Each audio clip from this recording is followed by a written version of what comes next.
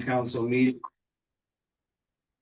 May 18th, 2026 to order. Please call the roll and announce the presence of a quorum. Albritton, Present. Kaplan, Here. Cates,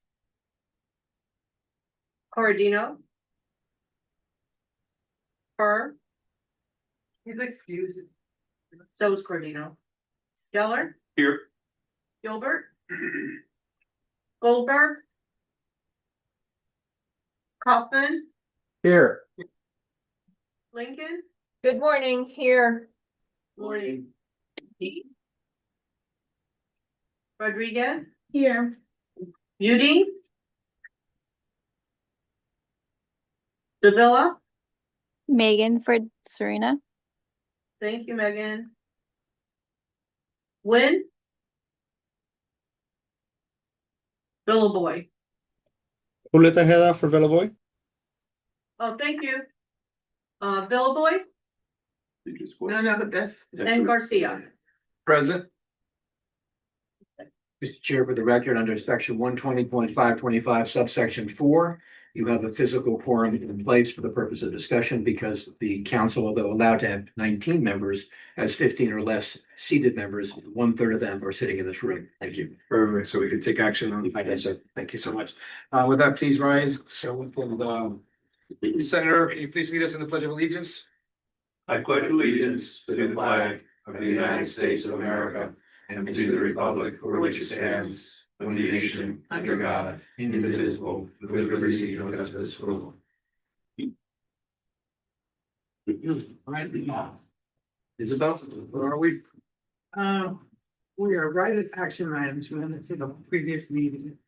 I think we're going to use this one. We're gonna go. As we have the minutes for the previous meeting. Move approval of the minutes. Second. There's a motion and a second. All in favor, say aye. Aye.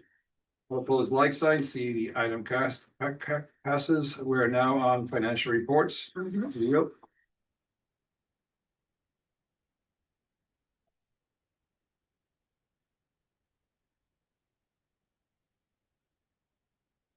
Good morning, everyone. Happy Monday. And There's no such thing. We're alive. That's right. so let's go on to page 1 of our financials. We'll see the balance sheet. These are the financials for the month of April close.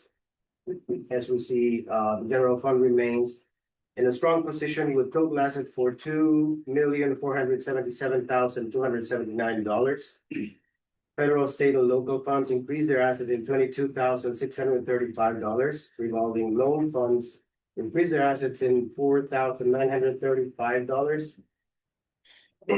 And assets have increased in the South Florida Regional Prosperity Institute by $110 for the end of the month of April.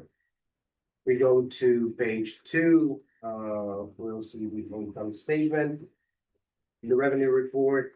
We'll see the total revenues reached 81% of the budget for the fiscal year at 58.33% of the year lapsed.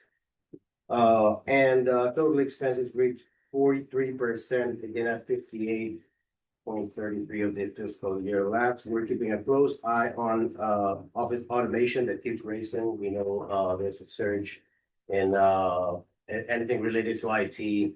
Very expensive. So we had to modify and upgrade all our laptops in the last few months. So that's probably the reason why we're so high on that expense line.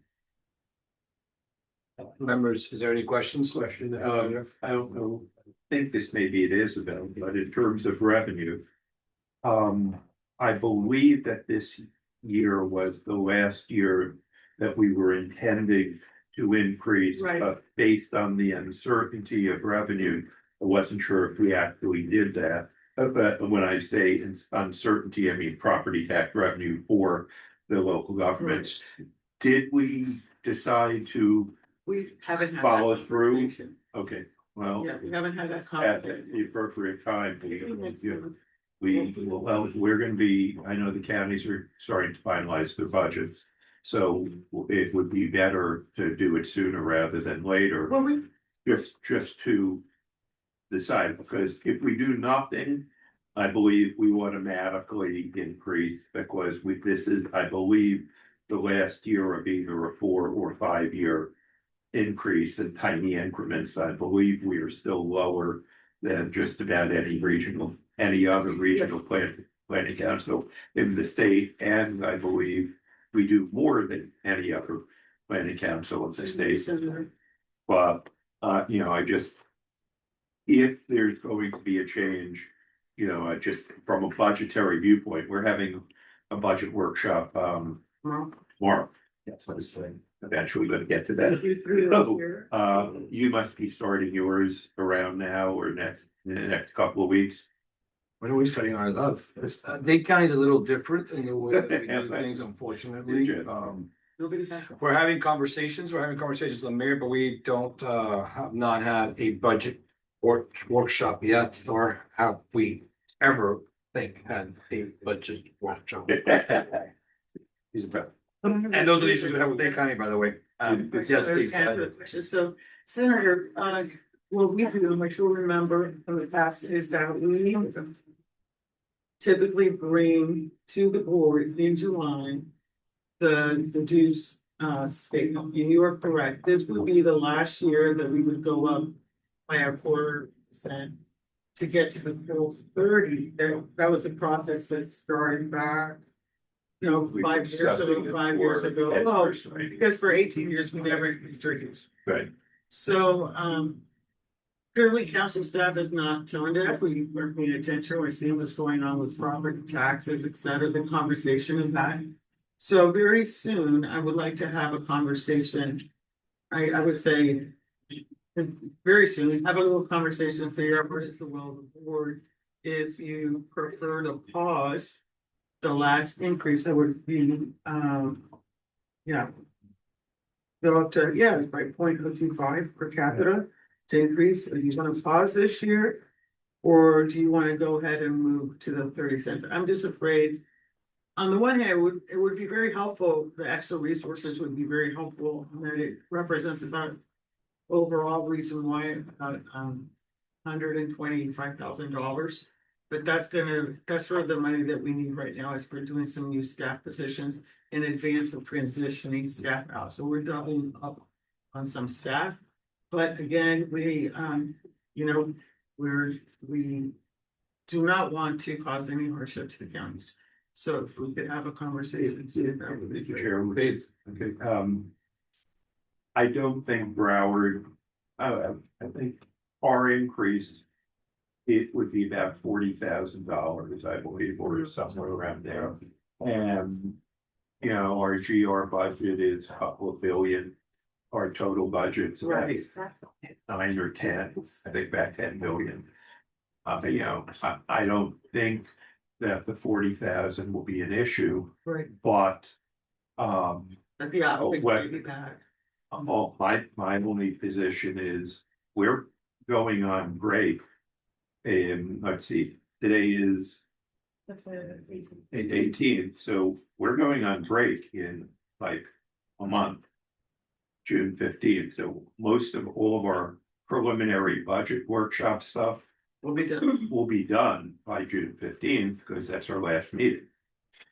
So I will follow your recommendation. I just am saying I don't know how much longer we can put off reaching that decision. Well, Can I ask Senator Garcia what you think that is? That's what I think. You said you want to hold off this conversation until when? well, I think July. if I don't, I get, That's when Well- you're on vacation in July. We go in August. all right. We go in August. So I did prepare the numbers. So what I can do is I can just print this out and I can read it to the people on board. I did, so we could have a quick conversation about the budget. I think. I'm sorry, you don't want to go off agenda. No, Just running out of time. It's important for you, it's important, and we have Monroe County as well. I think how much is it going to be for Monroe? Okay, so I did run the numbers because I thought it was And well, I'm gonna have to get the computer. The increase. Monroe. So if we went with the 30 cents, that would be helpful.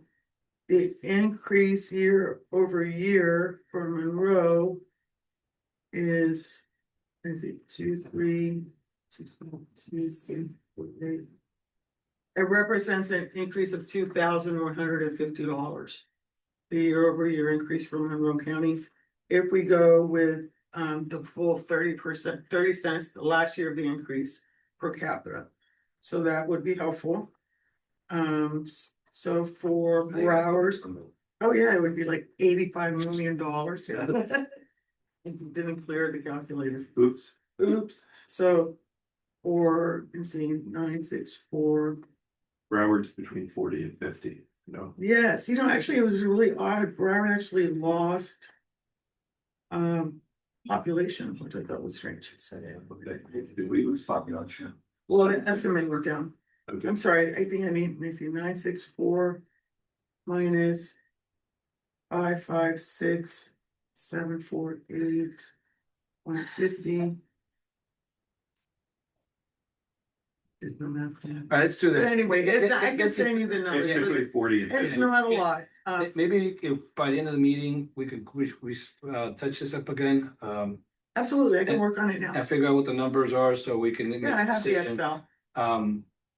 I get some of these numbers are not that much, but having an increase too, some of county commissions may buckle at that, but Right. I feel comfortable bringing something back to Miami-Dade County. You did notice that in Broward, if our administrator puts it in the budget, none of the commissioners will actually even notice. So the increase for. It'll just show up as a line item, dues. What is, yeah, So you there? Sorry. Hi, yes, I am here. Like, were you able to hear the conversation about the increase? We're trying to figure out what Monroe's increase will look like, and I think none of us like any type of increases, but. we think she said it somewhere around 2,000. 2000, and that's Yeah. what I wrote down. Last year, the problem with, and thank you, Chair, for letting me have the floor here. Last year, the problem was as we were scrutinizing our budget and doging ourselves before Doge, we were just concerned with paying dues and what we could cut out of our budget. And I know Isabel came to our meeting and I think, really laid it out on the benefits of us being a member of the South Florida Regional Planning Council. So again, without any of us knowing what is happening in Tallahassee right now with our budgets, with memberships, with what all we can and cannot do, we too are waiting to see how we proceed. But, I think I'll bring it to our commissioners. We, not like you, Chair Geller, we actually, we look at all those dues. So we'll see what happens. Mr. Mayor, Chair Lincoln, just out of curiosity, because of your activity, in fact, do you have any input or what are you hearing about property taxes, or have you heard anything? Because we're kind of in the dark. We are as well. I think you read the newspapers every day and on Politico and everything, and we're seeing the same things that I'm seeing, that Governor DeSantis isn't going to roll anything out until the last minute because of people like us who are going to be very outspoken. And I believe there was a really nice article that Senator Rick Scott said over the weekend, just that, there isn't a plan. And this is how we provide for transportation and housing and law enforcement and education. So no, fact has no more knowledge than we all do right now, unfortunately. Thank you. And I know we're going off the agenda here, but I think these are important conversations to have. And I'll tell you that my crystal ball is saying that based on some of the conversations, I just don't think that there's enough time to have a robust conversation on this. I think what they're talking about Yeah, what I think what they're talking about is maybe increasing doubling the homestead exemption. Maybe even for seniors, not even, I don't know if it's for everyone or not, but that's what I heard last. Um. Because obviously we can't, how much I believe, a lot of us are fiscal conservatives here regardless of party. We believe in protecting people's money, but how do Mhm. we continue to provide services, especially first responders, when we eliminate property taxes without looking for other revenue sources? And I think that's what the quagmire has been, that they realize it's great talking points. Yeah, let's do this. Who doesn't want to eliminate property taxes? But then how do we function at the local level? The service is very. Yeah, exactly. The service is very. To be careful, I can't give you the mic right now because I know things are gonna, what you're gonna say. Anyway, so anyway, with that, Isabel, I think we are, did you get the numbers already? Yes, I have the numbers already. Let's wait for, I guess, for new business, can we have like sponsorship new business, we'll go through the item, and then what I was thinking, maybe we do a sentence. I move approval of the financial report. All right, see, a motion, and a second, there's a second to approve the financial report. All in favor, say aye. Aye. Opposed, like sign, see the motion adopted. We're now on, Senate comprehensive plan review. Yes, Mr. Chair. yeah, so, Mr. Thorne reads off the proposed. Mr. Mayor, council members, for the record, on the item, which is item 3C, the consent on comprehensive plan amendments, there are several proposed, all of which have a public hearing affiliated with it. Any member of the public or member of a city government has attended the meeting to either speak in favor or against any of the pending applications, and they do so with your direction, Mr. Chair. They are as follows, and they'll be read en masse, the first of which is Broward County, 26-04 ESR, Monroe County, 26-01 ACSC, Monroe County, 26-02 ACSC, the City of Doral, 26-01 ER, the City of Hollywood, 26-01 ESR, the Village of Pinecrest, 26-01 ER, and lastly, the City Plantation, 26-02 ESR, all of which are proposed before the council under Chapter 163 for your review and consideration. If you have any questions, staff is here to respond. Thank you, Mr. Chair. Is there any questions from the members? This is a public hearing. Is there any, the public hearing is now open. Is there anyone from the public that would like to testify? Seeing none, anyone on the Zoom? All right, with that, Chair, move approval of the consent agenda is read by the attorney. I will close the public hearing, and there's a motion. Second. And there's a second. All in favor, say aye. Aye. Opposed, like sign. The ayes have it. Mr. Chair, next item will be approved or an adopted items for the record. Those two have the same public comment option for those who might be at the meeting to attend to speak to the issues either for or against, or to speak to any issues affecting the land use of plan amendments as approved. The first of which is Broward County, 26-01 ESR, Isla Mirada, the Village of Islands, 25-06 ACSC, the City of Lighthouse Point, 25-01 ER, the City of Margate, 26-01 ESR, the City of North Miami Beach, 24-01 ESR, City of Oakland Park, 25-01 ESR, and lastly, the City of Pompano Beach, 26-01 ESR, all of which are public hearings, and that would be the end of the presentation of the adopted comp plan amendment. Thank you. These are public hearing items. Public hearing is now open. Is there any, actually, first of all, is there any questions from the members? But the public has the right to testify right now. Anyone has any questions or testimony you'd like to provide? Anyone on Zoom? Seeing none, the public hearing is closed.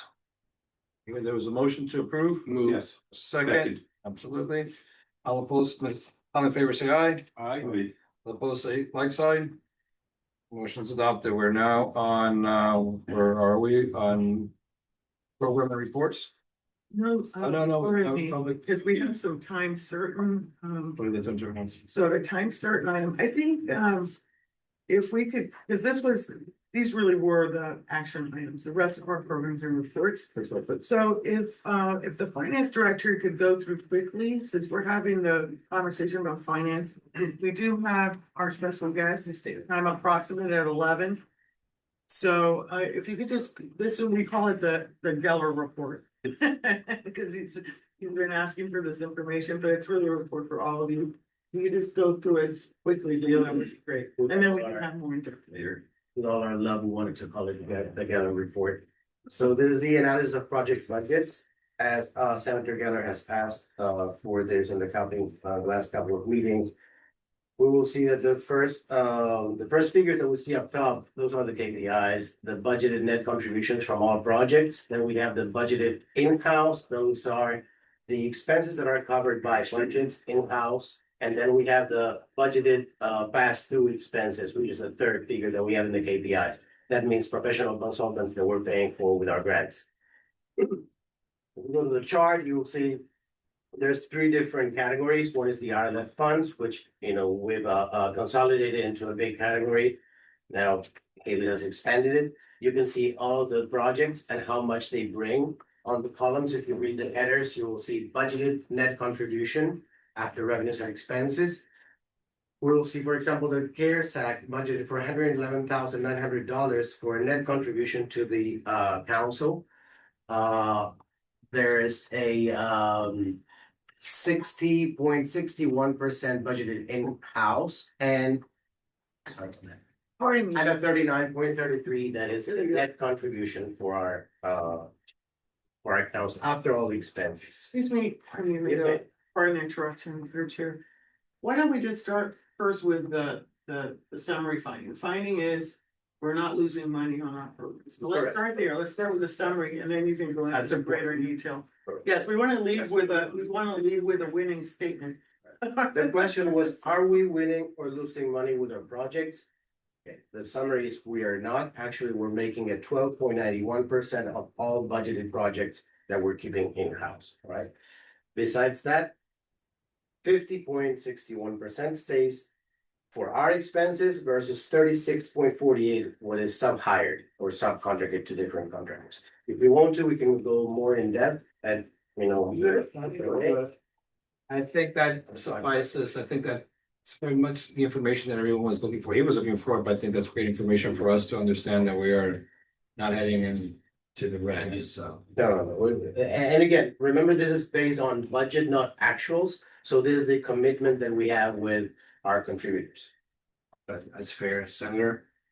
Yeah, the only question that I had on this, like I said, I wanted to make sure that we have to do a lot of these because we're servicing our constituents. Right.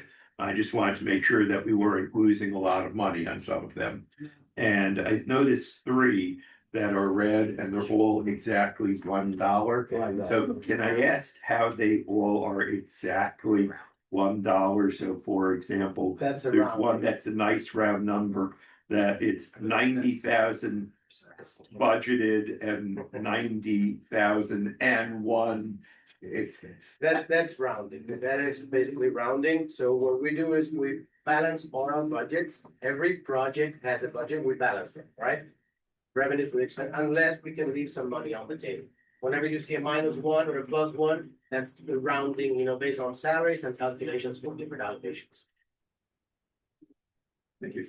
What? Senator, I appreciate you doing this. That's- Look, I think all of us here that are in government believe in transparency, and it's always important to have open and figure out where our money is and where it's going and how it's being spent. So I appreciate the question you asked me. It's important. Thank you. Is there any questions from the council, the members? Oh, sorry. Thank you. Thank you very much. Appreciate that. All right, Isabel, where are we going to next? Thank you. Well, I see that we have our guests have joined us. I see Dr. Maran. And I see Timothy Geisen from the Army Corps of Engineers and Dr. Verado. I am very pleased to bring to you these special guests.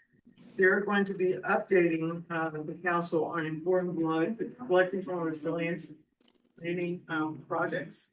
You'll find in your package members list the bio sheet that shows how incredibly talented all these people are. And I'm very happy to let you know that we're going to be discussing projects all through South Florida, Broward, Miami-Dade, and Monroe. So Mr. Dyson will be joining us first. So I should give him the title. So Mr. Dyson is the Chief of Ecosystem Project Section and Resilience Coordinator, the Ecosystems Branch, and he works with the U.S. Army Corps of Engineers in Jacksonville. A very important program. So Haley, if we can give Mr. Geisen the big picture. That would be great, the speaker view. You are ready to present, Mr. Gill. All right. Good morning, everyone. Am I coming through all right? We see you. You're looking. We see and hear you perfect. Okay. Let me see if I can share. All right. I'm going to share off of our resilience and integration placemat and just kind of give you a general update on different topics. Sorry. All right. Okay. You seeing the placemat that's up on the screen? Yes.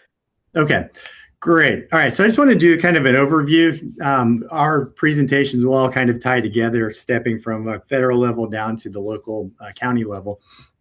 So I just wanted to kind of do a reminder. I think anybody who's heard me speak at one of these meetings before has kind of heard the spiel on integration and the importance of everybody coming together with a unified vision and kind of all helping each other at all levels of government, as well as with our educational institutions and the private sector. If we don't have a common goal for what resilience looks like in our regions, it's going to be really hard for us to each play our part and really achieve that common goal. So I just wanted to highlight that this is important from my perspective, that we're all together here today to kind of not only talk about these project updates, but think about resiliency within the region and how we each can play our part tackling all of the different complex problems that we have to try to establish our community and economic resilience. So the graphic down in the bottom, I think everybody's seen before. It's kind of that multiple lines of defense strategy for resilience. And that not only includes things like flood risk management or navigation projects, but it also includes things like our infrastructure, our roads, the way we move goods and services around, how our communities travel, how they can adapt and move when we have storms, when we have sea level rise, things like that we're all trying to combat. So each playing our part to tackle problems within these multiple lines of defense becomes really important in the overall strategy. All right, from the federal perspective, I'll talk a little bit about the projects that we're doing. And I'll switch to the closer view. All right.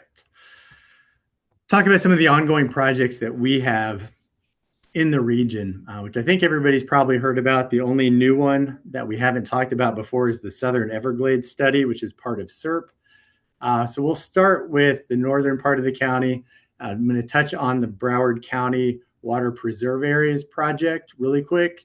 That's the C11 reservoir, the C9 reservoir, and the seepage management features, which you can see are number 9 on this graphic. So they are in this area here. I don't know if you can see my cursor. I apologize, I'm moving it around. So the Broward County Water Preserve Areas, we had a contract out for construction of the C11 reservoir. That contract was pulled back. That money was then moved to support the EAA reservoir construction and acceleration. So super important water resource project that's part of SERP that's being accelerated by 5 years to start trying to get those benefits much sooner. And that feature will have benefits not only to the natural areas in the water conservation areas in Everglades National Park, but also is going to be a big player in regional water supply for Broward and Miami-Dade counties that count on water, not only surface water, but aquifer water that is recharged from the areas in the center of the state. So that money, while it was taken from the C11 reservoir, has been put to good use in acceleration of that EAA reservoir. So what are we doing with C11? We're going back to reevaluate the costs and benefits of the overall project. We're going to do some additional modeling to try to become more efficient and get more benefits, hopefully at a cheaper cost for that project. So that is in the works now, and more to come on that as we move into the future. But that project is still a go. We're just kind of reevaluating, looking at potentially redesigning to be more efficient, which is the name of the game with the Corps now, is efficiency and building infrastructure, trying to eliminate roadblocks to achieving those benefits that we all need. All right, moving on to some of our ongoing studies. We'll move down to Miami-Dade County, talk about the Biscayne Bay and Southeastern Everglades Ecosystem Restoration Project, or BBCR. As you may or may not be aware, with the kind of change in paradigm with the Corps, we are trying to do things in a much smaller scale so we can get them done faster. And these big mega studies that we've become used to are kind of the old way of doing business.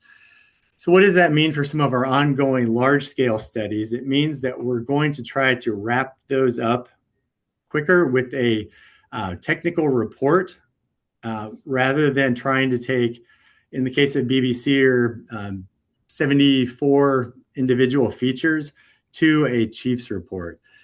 The requirement from the Corps and from the Assistant Secretary of the Army moving forward is that we do all of our studies in 3 years for $3 million and achieve a 35% engineering design, so we have more cost certainty when we go to construction. So that means across the nation, a lot of our big studies that were going to take longer and cost more are being off-ramped, so we can provide a technical report to our sponsors that can be used as kind of a playbook for moving forward with these individual features. So anything that we start from the Corps perspective from this point forward is going to be a much more focused study, something that we can achieve in 3 years, get to 35% design, and get to construction. So why is that important for you all to think about? Is when there's a federal interest in doing a study, having strong partnerships at the local level, having data available, and having strong support at the local level is going to be really important to get these studies done in 3 years for $3 million. And we can come back and talk about that, because I know we've got other presentations as well. But I think that's a key takeaway from what I'm saying, is the way we partner together moving forward is going to be a little different. Strong advocacy from the local level, and bringing in information, data, is going to be really important to help us be successful with the federal projects in the future. So BBCR, as I mentioned, we're wrapping that up. There is a TSP milestone meeting with our vertical team up through DC later this summer. And then a technical report will be produced documenting preliminary design for the entire TSP, so all of those features. And that report will be available for not only for the South Florida Water Management District use, but for all the stakeholders in the region that are interested in potentially picking up pieces of that BBCR project. All right, Southern Everglades. So this is the opposite end of the spectrum. This is our new study paradigm being conducted under what's called rapid planning. And that's a whole presentation unto itself, which we'd be happy to come talk about at another date. But the focus of this one is seepage management in the lower water conservation area 3B, as well as Everglades National Park. It's going to be super focused on preventing seepage out of those areas into our urbanized areas, focused on seepage walls. That study is a 3-year study, which will be done in 2029, the beginning of the 2029, so we can get into the first WRDA after that. Is being conducted for $3 million. We have a lot of available data and modeling to support this, and will allow us to complete it with 35% design within the 3 years and $3 million. We're still going to do all the public engagement, so there's still opportunity to participate, but it's slightly different paradigm in how we're going to be coordinating and the focus, the strict focus of this study. So this is an example of what our studies will look like moving forward, and why it's super important that we're partnering before these studies start to really align on what needs to get done and try to get as much data ahead of time as possible. All right, so Southern Everglades, again, sorry, that's over this area along here. All right, moving to flood resilience, the CNSF Section 216 study. It's focused on the Miami River basins here in Miami-Dade County, really focused on the Miami River from the airport down to the harbor, but also some of the areas a little bit further south down into Coral Gables. Again, that's focused on the coastal water control structures that control water moving from the inland to the coast. We're looking at 5 specific structures with this study. This is another one where the cost of design for this was looking to be upwards of $14 million. We've been told that's going to be too much. We need to off-ramp this with a technical report and then look at ways to come back and do this more efficiently, more cost effectively. So we are working on the modeling of the final array of alternatives for the Section 216. We'll be engaging with the public later this summer to talk about the results of that modeling and getting together to talk about the specific structures and get more detailed to capture as much as we can in the report that will be produced, targeting March of 2027. What do you mean by structures? So what are the control barriers? For the control barriers? Yes, that's right. The operable structures that are in the canals. All right. Yeah. So that report will be produced. We're targeting March of next year to have that done. And that report, again, will be available for our sponsor at the Water Management District, and then everyone else in the region will have access to that as well. So that way we can regroup and figure out the most efficient way to complete the process and get those structures designed and authorized.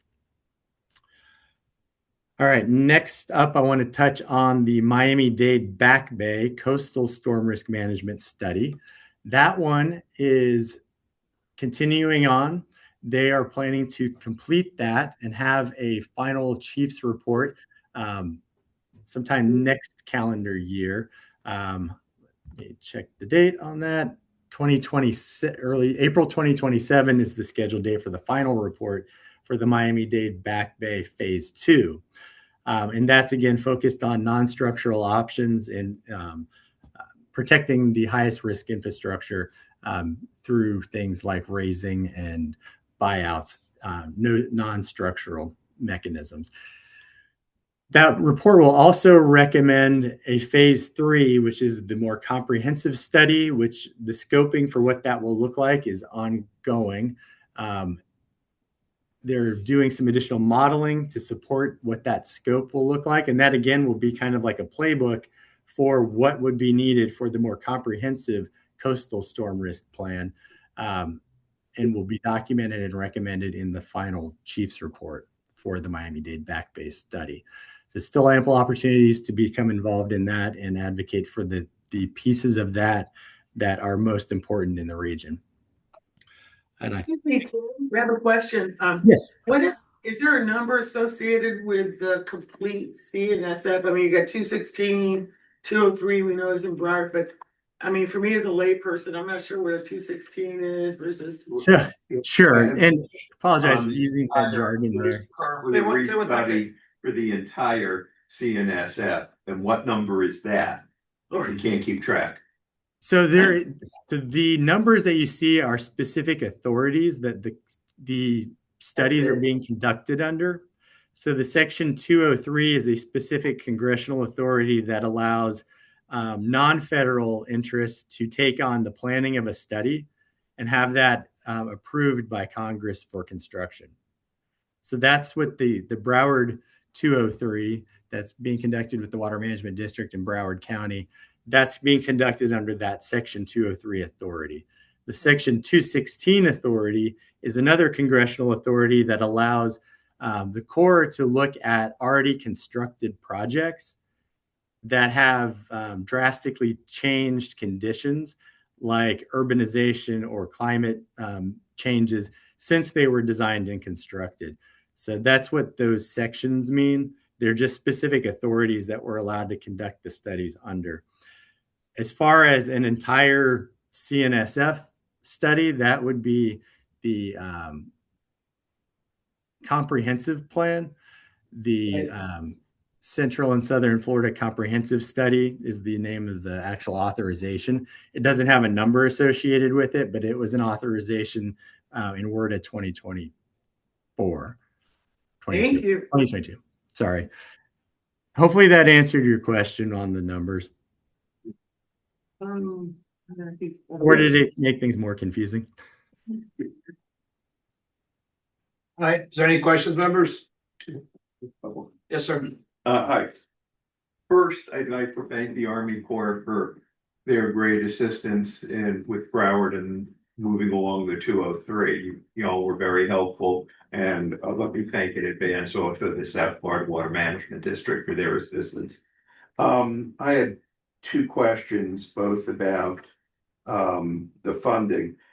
The $3 million number, 3 years, reasonable. 3 million sounds arbitrary, and what I'm wondering about is, for example, the CNSF restudy, impossible to do for 3 million or anywhere close to that, because a fraction of that. We're in Broward, we looked at one, the 203, and it cost $10 million just for that small piece. Some of the things that you've mentioned, like the Dade County, the 216, that's, I don't see, you said that was a $14 million study, and now they're telling you have to do it for 3, which I don't see how that's going to happen. I know the CNSF can't be done. So is 3 million an arbitrary and capricious number that they just picked out of the air? Or what is your plan? Because most of your engineering reports, the 35% on any substantial projects, can't be done at 3 million. That is a great question. Yeah, no, that number comes from, so the original 3x3x3 planning paradigm originated in WRDA 2014. That was a congressional congressional rule that all federal planning studies had to be done in 3 years. And the number is actually $6 million, 3 million federal, 3 million non-federal. The Corps has an internal policy, and this is coming from the Assistant Secretary of the Army, that we were going to try to do our studies for 3 years, $3 million, and exceptions could be granted up to the $6 million mark. The WRDA language changed. I think it was WRDA 2022 to a 4-year planning paradigm and $5 million total. So the Corps has kept the policy of 3 years, $3 million, and added in the 35% design as a specific requirement to complete the studies as well. So yeah, you are extremely correct in your assessment that becomes really challenging. And I think that's where the local partnerships and the advocacy for what's really important at the local and regional levels becomes even more important, to verbalize that, talk to the folks who are in charge of the money in Congress, and let them know what are the important things that you want to have done. And I think the example that our headquarters and the Assistant Secretary's office are pointing to, the Broward 203, is kind of the being held as this is the standard that we want to see. So the local partners taking on ownership of these projects and producing reports, that's kind of the paradigm that our leadership is looking for, especially for things that are a little bit larger, for things that are more super focused, that we have maybe a lot of data available. So that's where we can partner. And if there is local funding and you're looking to see what could you do with it, what would make the most sense, data collection and some design may be where that could be best focused. And I think that's where the continued discussion and conversation to make sure that we're all still partnering, that we have common goals and we can provide that dialogue and guidance becomes really important as we move forward. So Senator Rodriguez, forget about your 216. Garcia, I'm sorry. After all these years, you call me Senator Rodriguez. I deeply apologize. I'm sitting next. We all look alike. I'm sitting next to Commissioner Rodriguez. Yeah, I know. And you know, I always get you and Maria confused. Listen up, you're kidding. Other weekends, maybe. Let's move on. But Anyway, 216. all right, so anything else, members? Congratulations on your promotion. Yes. All right, so thank you, Tim. Appreciate you, sir. Absolutely. Great to be here. Carolina, Thank you so much. Dr. Moran? Dr. Maran. Yes, good morning, everyone. Hope you are having a great morning. I am here to update on the some additional details on the 203 study and also on Reach B. Let me just walk you through what that means, Reach A and Reach B again, one more time, but give me just 1 second so I can share my screen here. Let me know if you can hear me and if you can see my. Yes, we can hear you. We can see the presentation as well. Excellent. Thank you very much. So I'm going to show this map again one more time to you, which is a little bit focused on the lower East Coast area. I know team already touched many of those names, acronyms, and the strategy here. But today, our presentation from the Water Management District will focus on Reach A and Reach B.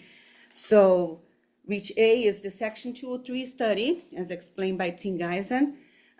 We have been able to complete a major milestone, which is the transmittal of the final integrated report to the Army Corps, ASA, the office that is the headquarters there to review, and the Assistant Secretary of the Army. And then the second update that I'm going to give is on Reach B. Those are three main basins in Miami, C7, C8, C9. And we're going to talk a little bit about 2 grants that we have, the completion of the design, and next steps aiming for beginning of construction this fiscal year. So team did mention already that we are continuing on the Section 216 study on Reach C, another very important area for us here at the Water Management District. So we continue to work on this final steps here with the Army Corps, SAJ District. And then planning Reach D, we are still waiting for the necessary step here that we're going to conduct this study and find the way to also work closely with the BBC team and all the projects there. So I will start actually from Reach B, just because I have a little less slides on that, and also because we are ahead in terms of the design here. So for Reach B, 3 basins, as I mentioned, so right the border of Broward County and Miami, C7, C8, C9. We have here a basin-wide strategy to reduce flood risks. We have projects that integrate green and gray infrastructure. Yes, the focus is on the coastal structure enhancement and replacement. I think team covered this part very much. Those structures are the main drainage outlet on those basins. We need to make sure that they are functioning properly and discharging properly to provide flood protection in all those areas. So the goal is to restore the original discharge capacity that we lost by those change conditions, intense urban development, sea level rise that reduce our discharge capacity. We are now basically gravity in most of those cases, and adding pumps will give us the flexibility that we need there. And then also, as I mentioned, we do have some components here on nature-based features, including living shorelines and some temporary stormwater retention areas. So again, just to reinforce the urgency and the fact that we need to be able to advance those projects sooner than later. S28, one of the 3 projects here during a king tide season last year. We have here the ocean level really high, especially during this time of the year, which increases the number of hours that our gate, today the gate is gravity, it's a gravity structure, so we can only open the gate if the inland level is higher than the ocean level. And we can see here those hours of when the gate is closed because of high tides, because the ocean level is higher, is increasing and especially during the skiing tide season. So it limits the hours of operation that we can perform in this gate. Again, results in a decreased density. So for these three basins, very big overview here, we are people. So these three basins serve about 1 million people. We have a number of communities here in Miami-Dade County that are being served by these three projects specifically. We have a greater than 3 and 2 return on investment in avoided property damages for each of those projects. And I have some numbers here in terms of cost. Those were numbers that were compiled mid last year. We have updated numbers for the final design that we completed a few months ago. And then here is just one of the projects, just some details on the project features. So basically enhancing the gate, adding a new pump station. And then in this location where we have a park, there will be some park features associated with the project as well. Where we are on those projects, all three, we completed design. We have received funding from federal and state agencies to advance, and our goal is to begin construction later this calendar year. Moving now to the Section 203 study. This is the Reach A in Broward, mostly Broward County. We have a portion of Palm Beach County on the Hillsborough Basin as well. So we are talking about 8 structures here that will be enhanced. Again, those are coastal structures. We are talking about gate enhancement and pump stations in some of those locations. We reach in the Army Corps Ward what we call tentative selected plan in September last year. We received public comments, we refined those measures, and we have a recommended plan that was transmitted to the Corps. That plan includes engineering designs up to 30%. This is the requirement of the Corps right now. So we completed all of those engineering designs. We also included geotechnical survey, all those cultural historical assessments, all the steps that are really required for us to achieve the 30% design. And we received a cost certification from the Army Corps right now, April 23rd. That step is the step that really endorsed the project. We are talking about a $1.8 billion project here for all those structures in Broward. And we have this one step that authorizes us to present this study for review, knowing that we have the 30% design and cost certification for a Class 3 project here. Focusing on some of the benefits that these projects bring, similarly to the other ones that I cover very briefly, but here we have 2.6 billion in avoided property damage. We have 2 million in annual reduction from reducing less business interruption. We have 264 million in really total output during the construction period that is reflecting more jobs, a stronger regional economy. For these basins, we are 1.35 million residents. We have a significant number of critical infrastructure that will also be protected. We are also talking about reduction of septic and sewer overflow events. There is protection against saltwater intrusion. This is mostly with those hardened gates. We can maintain freshwater heads for a longer period of time, and with that protect well fields near the coast against saltwater intrusion. And we have estimated 200 million in delayed capital investments to some of those facilities that are located near the coast, well fields. And then estimated 146 million in potential reduction in premium insurance, flood insurance costs. So as I mentioned, the step that we did a complete end of April was the transmittal of this final integrated feasibility report and environmental assessment directly to the Army Corps Assistant Secretary of the Army. We are aiming award a 2026 authorization, so we are within the time frame there to get the final review from them, and upon their approval, integrate to the WARDA 2026. So all those files are now published. We have a link here for all those reports. Basically, we completed all the design. As I mentioned, we completed the integrated report, and we also completed the NEPA assessments. So all the environmental preservation act requirements were accomplished here. We have a finding of no significant impact, and this is all integrated in the report. It's a draft finding that will be signed by the Assistant Secretary of the Army upon the final review. So we had significant number of public engagements. I don't need to get into details, but I want to also use this opportunity to thank the Planning Council.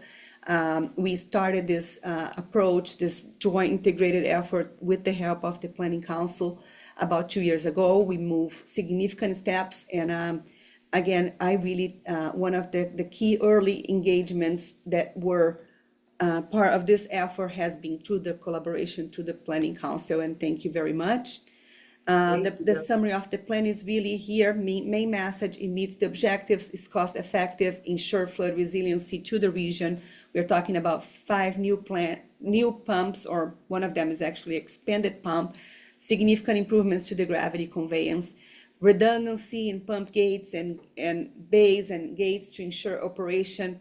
Even during maintenance and offline, we are really building resiliency in all those structures that we are proposing here, and really focusing on improving the flood risk management there. We walk a long way in a fast mode, but with the help of all of you and many of the ones listening to this presentation today, and especially Broward County, who provided funding to also support this study, along with funding from the Florida Department of Environmental Protection. We had agreements with Jacksonville District to perform the federal activities. So that's where we are. We published this final integrated report in April. We're going to wait for the final corrected one and then submit for the final incorporation, hopefully upon approval to the WARDA 2026. This is just the photos of the ceremony that we hosted. Again, April 29, we transmitted this final report to the ASA. We had Broward County Commissioner Ferb and our Executive Director, Drew Bartlett, really signing the transmittal letter to send the study to the ASA office, Assistant Secretary Adam Tell. With that, I think I would transition to Broward County. And as we know, this is a piece of the solution, and we need to continue to work on in collaboration with all those additional entities there in terms of early planning, engagement, design, and input throughout the project to be able to really provide the solutions that are needed, and the combination of those solutions that are needed to bring resiliency to our region. I would not leave without talking about coordination through the SERP as well. That is all the projects that I think team cover really well here in terms of all of those are bringing resiliency to our region. And thank you. I said, thank you. It was a very robust presentation, and we really appreciate it because it's extremely important for us to have all this information. And we thank you so much for continuing to keep us informed. And I want to thank Broward. Thank you, Broward, for helping fund the study. Studies, I appreciate that. Hopefully, we can get Dade County to start stepping up a little more. So, with that, Doctor, is there any questions? Complicated. Don't leave. You can stay there, Dr. Dorado. Oh, I'm not leaving. Okay. I'm getting ready to share my screen. I'm trying to be efficient. Always efficient. All right. Double checking. You can see, yes? Yes. Yep. So I'll be brief. I'll try to be, because I know you all have an agenda before you, and I just, of course, thank Carolina and Tim setting the stage. I don't think I need to spend too much time on the Section 203, but rather just a couple highlights. I think I was invited to share just a little bit of overview about the kind of the totality of the resilience efforts that are taking shape right now here in Broward County, and you can see what I'm going to quickly cover here. But we had a significant week of accomplishments, and one of them was the district's and the county's ability to make that letter of transmittal on the Section 203. I just want to remind what it really took to get here. It literally 15 years. I mean, I might be exaggerating by a year, but it was essentially 15 years of plugging at this project. And it started with an initial study of the district in 2009. So it really reveals how long it takes, how much energy it takes. And of course, we still have 12 years of construction to go. But I'm very thankful to the leadership all across the board. And Isabel, you opened up, and Chair, you opened up the Regional Planning Council to help with this forum. And that was on this conversation. It was about the same time that the Broward Commission came forward with the $5 million commitment. And we did hear the Army Corps say explicitly that it was that stepping up with those funds that completely changed the way that they view this project. So I'm just thankful for their leadership in our county and across the region that has been expressed about the importance of organizing on these projects. And we do hope others will be able to capitalize on the advancement of this particular investment, and hopefully it spurs others. Caroline already shared the photo, but how could I not include, our commissioner as well in the same letters here? I do want to share that it has been expressed that we are going to have to be very, very vigilant moving forward.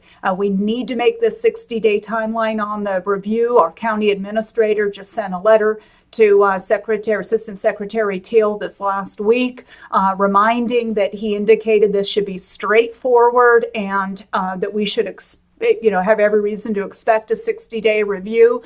But when we move forward, this is going to require constant advocacy for the funding year after year after year. Carolina's wrapped the project into packages. These are individual components. The job is not done. And so I just want to express continuing everyone to come together and put the pressure on about how these projects need to be implemented, and they all work together, that we can't afford delays. And of course, we know those conditions are already and have been degrading for years. The other thing that happened that same week was incredible leadership by the Broward County Board of County Commissioners.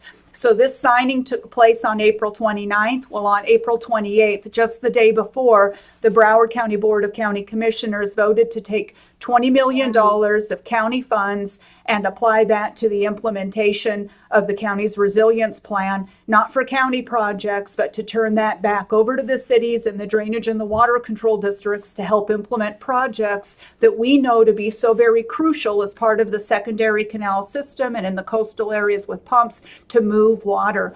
This investment will not only deliver on the flood reduction with it that modeled and quantified in very similar ways with the economics and the flood protection and the risk reduction and all of that, but it will also position the county to then maximize the investments of the Section 203 project. So as those canals are being bolstered with the ability to pump, we're going to get the water there better, where we know that our gravity systems aren't working. So the board has announced that we're looking to be able to deliver on what we term the Tier 1 critical capital projects. These are culverts, control structures, and pumps. And and if the funding is provided over a period of repeated years, in 15 years at this level, we would hope to deliver on that Tier 1 strategy. And we just advanced to our board an implementation strategy for May 8th and hope to get the nod to move forward with the grant criteria over the course of the summer. You can just see how the project costs kind of play out, but we expect to be managing on the order of 260 grants over the course of the totality of the timeline should we have this renewed funding. And of course, one board can't commit another, but just like the housing funding, we do hope that this will be something that is sustained through the each board's term of leadership.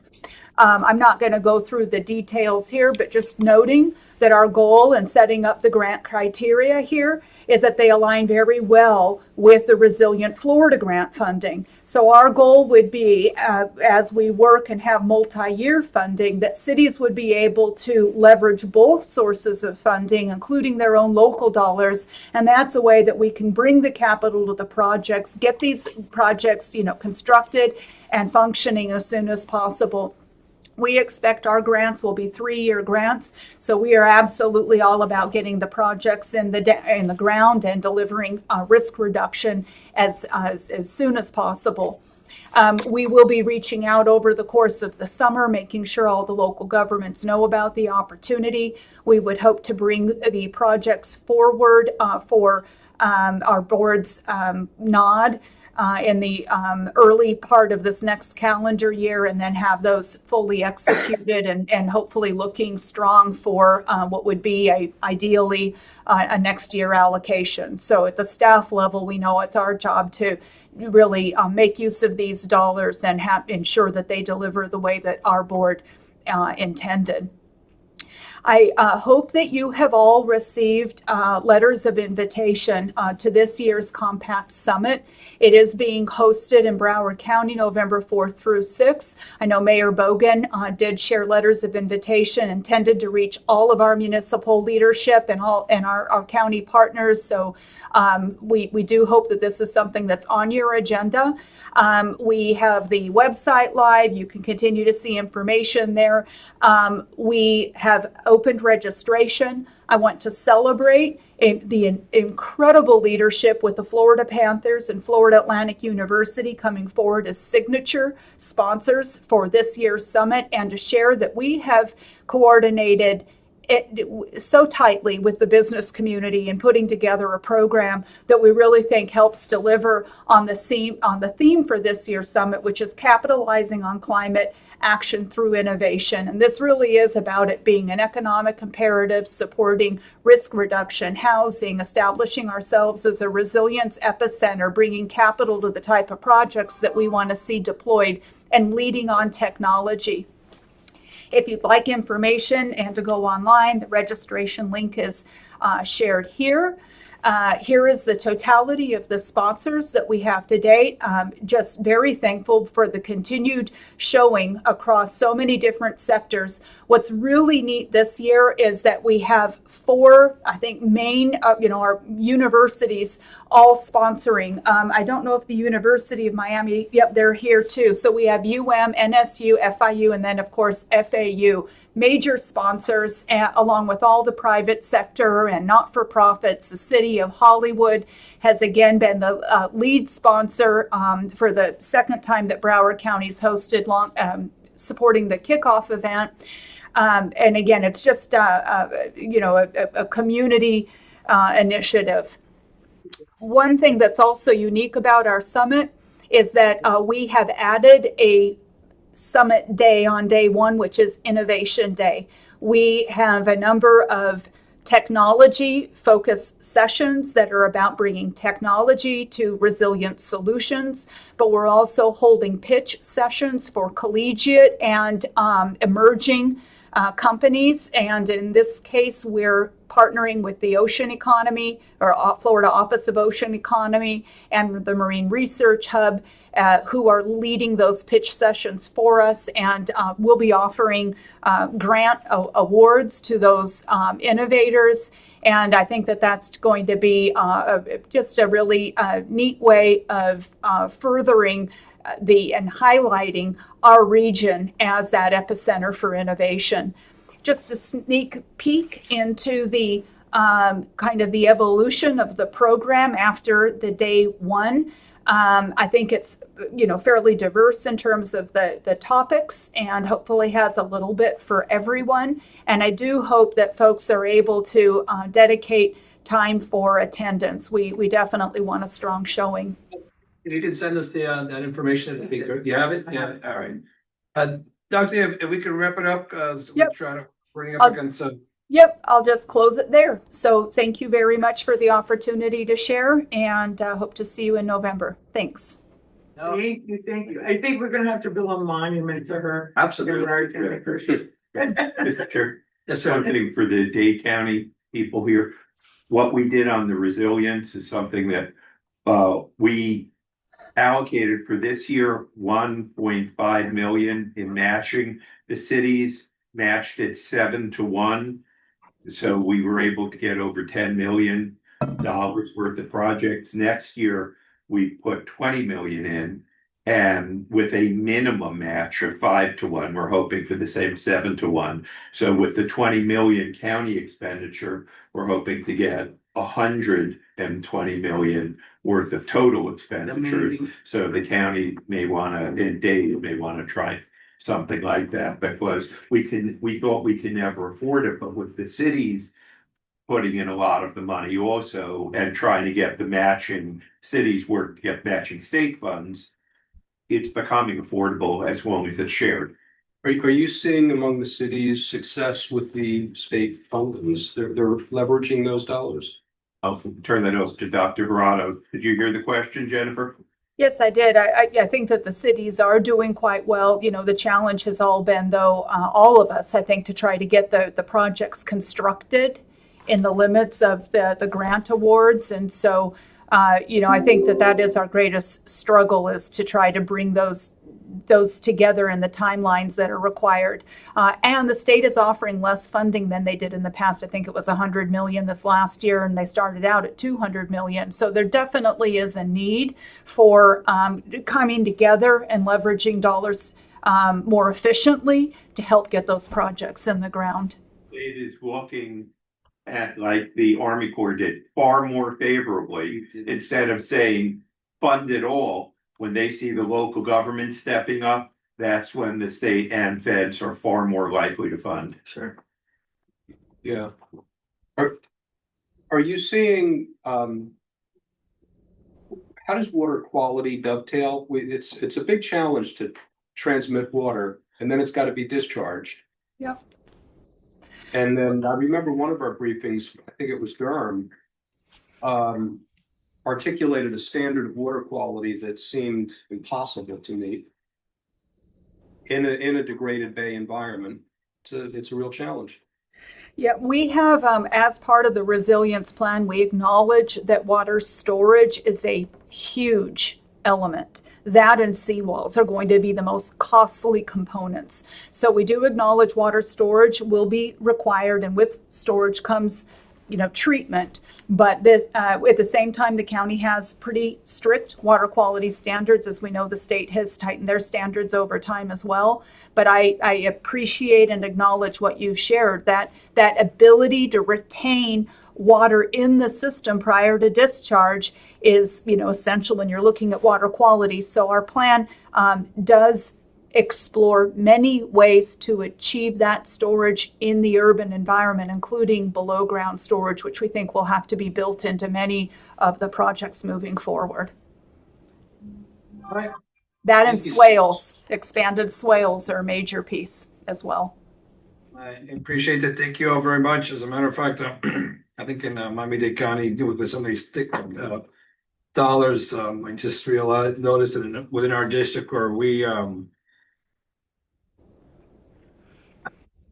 hardening our canal banks and dredging them out right now, creating more capacity for water. So the resiliency dollars are really being invested wisely. I was trying to get some of the numbers now to show you, but yeah, I appreciate the work that we're doing in that. For a lot of our constituency, they don't think about these things, but this is extremely important for all of us. And when we have rain events, and nothing happens, no one claps, no one celebrates except for us. But when there is some flooding, then there is always a problem. But also, just want to thank you. The other day I took a tour. Just want to bring this up. The other day I took a tour of our water treatment plant in Miami-Dade County. I was shocked that Southwest 8th Street down south, 153 million gallons of water are pumped out every day from the aquifer. I was completely floored by that. And I bring that up just to put things in context for folks that maybe you could be listening to us, how much water is actually being pumped out. I think it's just That's for the report. Yeah, that's amazing. 150. yeah, I don't know if anyone cares about that, but I just can't imagine with Dave Broward and Palm Beach, how much, water is being used every day, and we have to make sure that we keep our people, not only keep the water from flooding, but keep people hydrated. So To be able to come back with that fun fact. yeah, that'll be good. That'll be good. But anyway, all right. So what else do we have, Isabel? Where do we go? Well, just to thank our speakers again. You guys are heroes. Thank you so very much for the work you all are doing. Exactly for the points that I can. Thank you very much. So, Chair, we'll go ahead and move quickly through the agenda. Maybe I can just highlight a couple of things in the meeting packet. So, under program reports and activities, as you recall, and I want to thank everybody here because everybody here was at the meeting with Treasure Coast in April. We discussed various topics, including data centers. Since then, staff has continued to look for information, monitor information, look for resources that would be helpful for you. So this data center agenda item just provides some information about the legislation that passed, thanks to Senator Avila. It explains what the strike after amendment did. And also I found some resources for you to take a look at when you have a chance. All this is also digital, so the links will work. But there's a different policy toolkit that have a variety of different resources. I also saw that there was a article this weekend in the Miami Herald about the data centers. I want to just go ahead and show you that in the backup of the package, you have the map that we had given out about the data centers in South Florida, the Treasure Coast region, the policy paper. But for your information for you, please find in Exhibit 2, you're going to see an ordinance from Nassau County that is being discussed now. It's going to a second public hearing now in June. And this provides a temporary moratorium for Nassau County to look more deeply into issues related to data centers. And remember, they're getting large proposals over there. But nevertheless, one of the things that I have heard as I've been listening to different webinars and things like that, is that it's very important if you want to have greater control, is that a lot of data centers are zoned for industrial land, so they can go right into industrial land. An approach that's being taken in other places is to develop a separate land use category for the data centers. And so it's just something we will continue bringing information to you. And we could even do a monthly update on this issue as it's important. And I would point you to, after this Nassau County ordinance, you're going to find a general ordinance that came out, I believe it was Indianapolis. Okay. And right here, they've gone down here to try and create special categories and things for the data centers. So it defines what a data center is. It creates a zoning for data center facilities. So I just bring that to you. And again, I want to go ahead and thank Jordan of our staff and Marion and those who did great work on the data center issues and continue to do so. But you'll find all sorts of information here. We will bring you more. Citrus County is also moving to regulate data centers. You know, they have so much land. They're huge, 800 acres, 1,200 acres, that sort of thing. I will also give a shout out to Councilmember Lincoln at the upcoming Board Association of Counties meeting, which I'm delighted to be attending along with several of you, is that there is going to be a workshop on data centers at this meeting. So that'll be a good information opportunity there. Excuse me, Isabel. Alex Lombard has a question. Yeah, sure. Absolutely. Oh, okay. What I understand, through the chair, Alex, what I understood, the county, Give me the question, just. yeah, I'm sorry. So how would Senate Bill 180 affect local abilities to develop data center specific zoning? What I had heard about was the moratoriums, and that was that in Nassau County, for example, they did not have any actual proposals for a data center, so they could go in the moratorium and it wasn't going to be a problem. I'm not an attorney, but I don't know how I might or may not. We can look into it. You could ask, obviously, your county attorney. But I think there's a difference. Again, in other words, there's what you have now, you may not be able to do much with, but what's coming down the chute, you might be able to do something with. That would be, I think, the way to do it. You're not hurting anybody that's already in the process, but you can regulate more. People are coming in behind.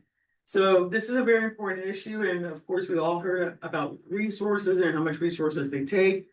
And even though we don't have the land expanse that our counties to the north, I am concerned. I would be interested in learning more from the Water Management District and other water resource providers, is if you start getting all these giant data centers up north of us, what does that do for our water?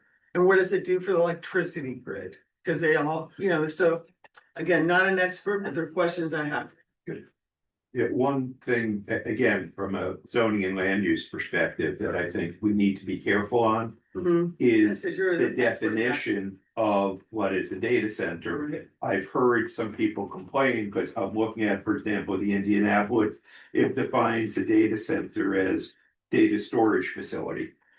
You could have, you're talking about the 200 and 300 acre ones. Right. You could have a single building the size of this building that has one floor for a data storage.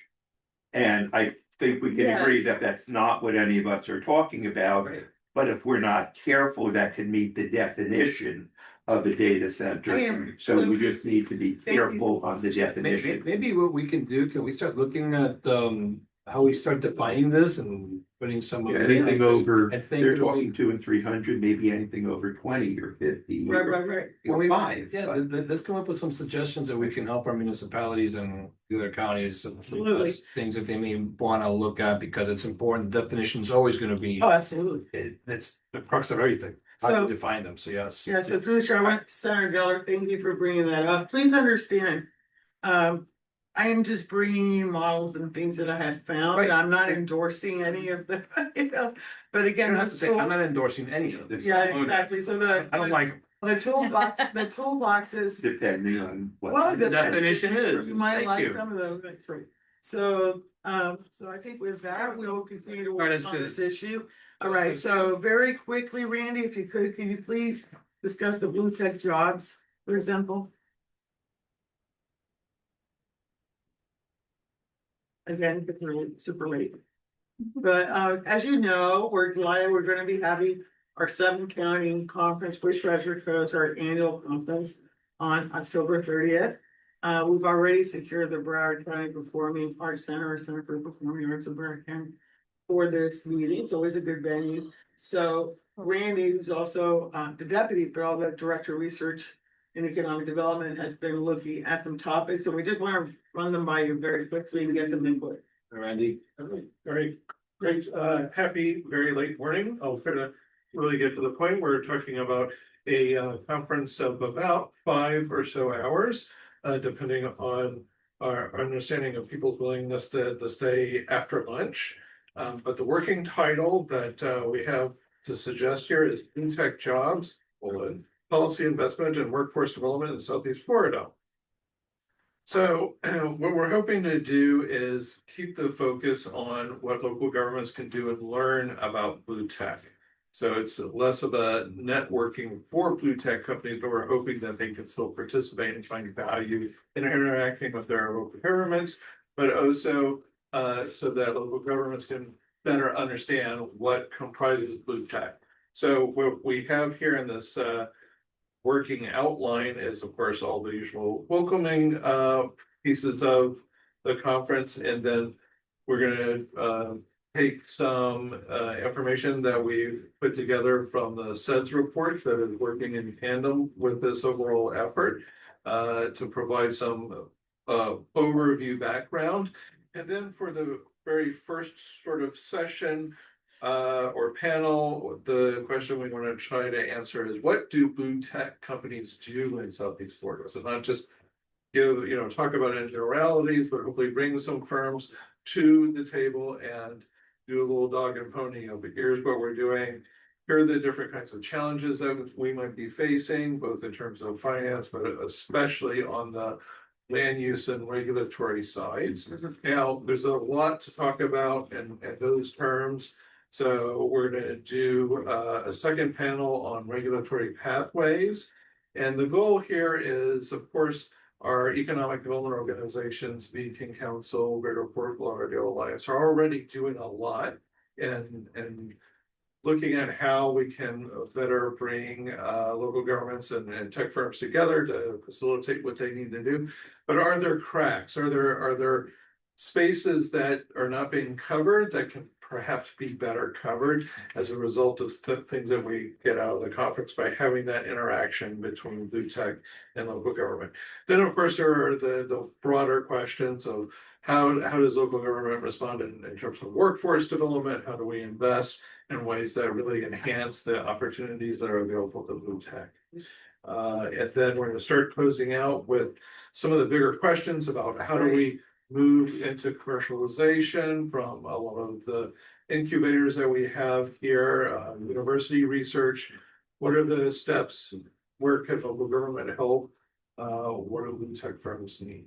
And that is the grand overview of those developments. Excellent. Is there any questions, members? Give me a call so we can do it. All right.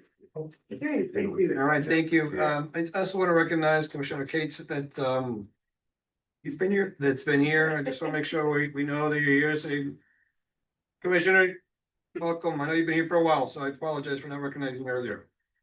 Isabel. All right, not sure. I think that we should go ahead.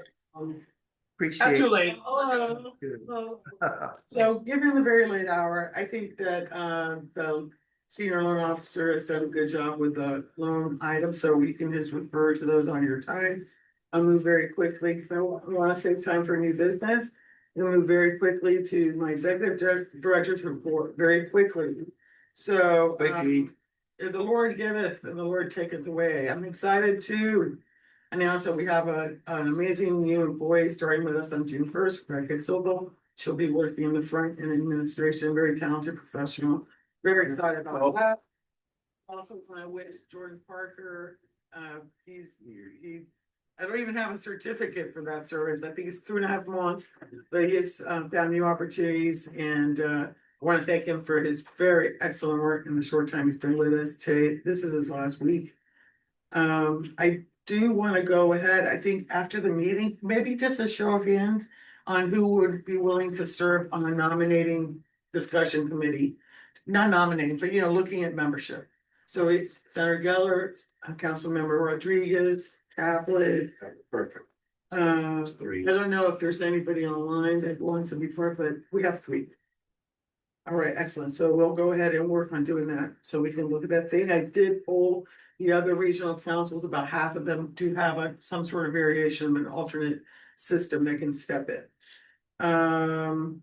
I'm going to, and I'm want to also thank Mayor Knowles and let you know that remember the Military Installation Resilience Review. We have been working to get some resources for the South Florida Ocean Measurement Facility, Homestead Air Reserve Base, and also my understanding via Rick Miller from the South Florida Defense Alliance is that Naval Air Station Key West also is interested in a federal appropriation that will help with some of their resilience issues. Senator Scott is putting together proposals for 2 of those facilities, South Florida Naval Air Station Key West. And I believe, and I wish you all happy Memorial Day weekend. Thank you. Any questions? I got you. Yes. I got you. Sam? I can be quick. Thank you, Mr. Chair. Just to be very quick, in the backup with regard to our report to the executive director and the council regarding the pending litigation issues relating to the R11 program, the last paragraph of that memo, which is the entire memo is actually the last paragraph, which trails off at May the 1st for a reason. It was published on May the 1st, but interestingly, that's with regard to the Dawson case. That's all I need to say. The litigation is styled as Equity Partners 102 LLC of Delaware Limited Liability Company versus 1817 Northwest 15th Street LLC of Florida Limited Liability Company and others. That happens to be the property which is not the property in which the regional council has a mortgage. This is another property which was cross-collateralized. Just to say that for the record, we do not have a mortgage on that property. However, the council has been implicated by virtue of the amended complaints that's been filed. As you know, there's been several motions to recuse the judges, plural, which did occur. But as of an order which was signed by Judge Robinson on what appears to be May 15th, which was just last week, we have a new judge in the case, Judge Michael Robinson, who's now handling it, Broward Circuit Judge, and he scheduled a status conference on May 26th to discuss the status of the case. All motions of the council are still pending. All motions of the closing party is still pending. And to the extent that we can avoid any further cost and expense, which the director has made every effort to do, as have we, I have not booked a nickel of time in this matter since the case was dismissed by you all last January, just FYI. So anyway, that's still pending. Thank you. May first. Yeah, I know. And Jeff, No, it's seen been that. terrible. It's been Appreciate it. terrible. It's kind of interesting, but that's the best I should say on the record. Interesting, if I'm a better word. I did forget a very important update, real quick. So I am happy to also let you know that on September 11th, Friday, apparently the only day of the year that we can do this, we're having the South Florida counties, the 3 counties regional conference. We're looking for a location in Miami-Dade. And Mayor Lincoln and Councilmember Cates, and I know all our friends in all the counties, it's going to be focused on the coral reefs. So I look forward to working with all of you. And again, this session, which is still going on and on. Anyway, this session, we missed the funding for the coral reefs. So this conference will be showcasing the work that's being done and also building the political support to move the funding forward next year. So that all the work that's been done over the last 3 significant investment by the legislature is influenced. So I just wanted to put that good news out there. And to please make sure you save September 11th and I'll work with you guys to see if I can find a place where we can have this conference. We might have some suggestions. Thank you. All right, thank you. All right, with that, we're on the council member reports. Is there anything to come from the council members? Seeing none. We also have ex officio reports that win.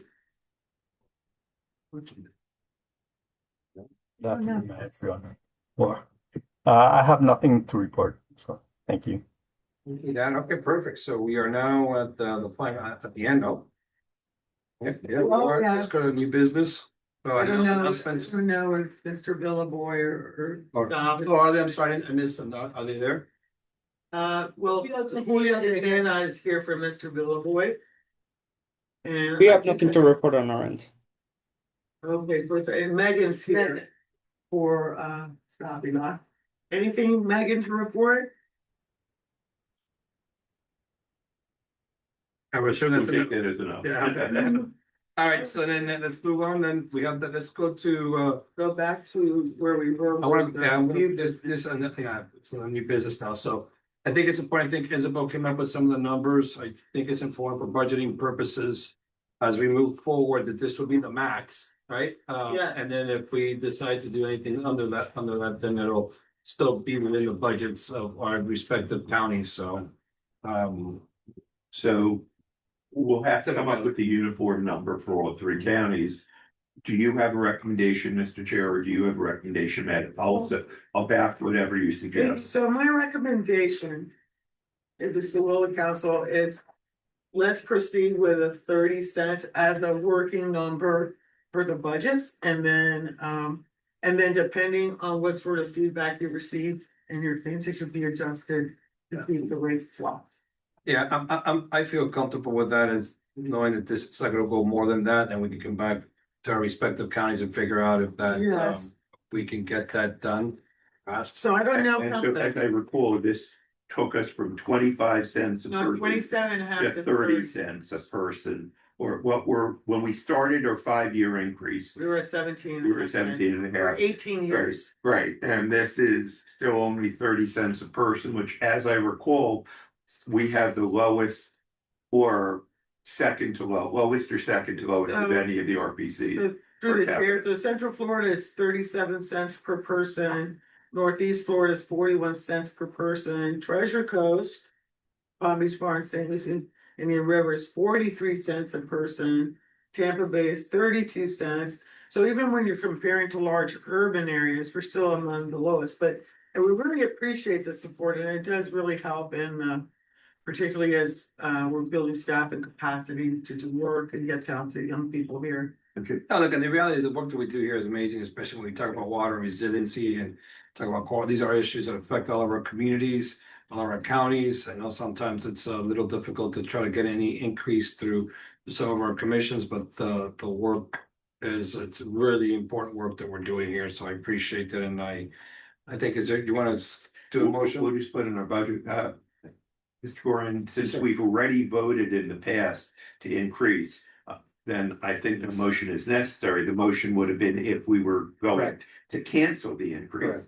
You're not doing that. The motion that was adopted, so it'll stand. Right. So So we don't need a motion. Repealed or. So we don't really have to do a motion because we already did that. So that, Right. at least for us, for our budgeting and Commissioner Lincoln, just I'll send it over. and we'll send it to Fairly. you. Thank you. so you can Yeah. Thank you. thank you so much and thank you for the work you're doing down there as well. So all right, so then Well, guys, so Mayor Lincoln, I'm happy to let you know that I'm coming to your board meeting in June in Key Largo. Okay.